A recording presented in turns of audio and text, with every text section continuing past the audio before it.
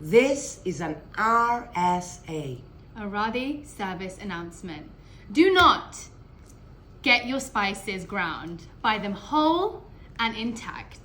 As soon as your spices... Why do they have to buy it whole and intact? What's the difference? That's a good question, Pastor Yeah. Jane. As soon as you grind your spices, they start to lose their medicinal qualities, their smell qualities, and their flavor qualities. So buy them whole and grind them yourself. It's true. That doesn't smell like it smelled before. No. Wow. So why whole? Because they retain all their goodness. the essence. The medicine, Mother the Nature. smell.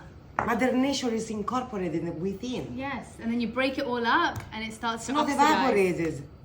Yes.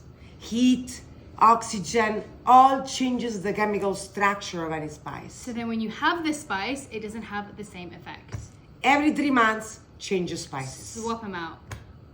And this is An RSA.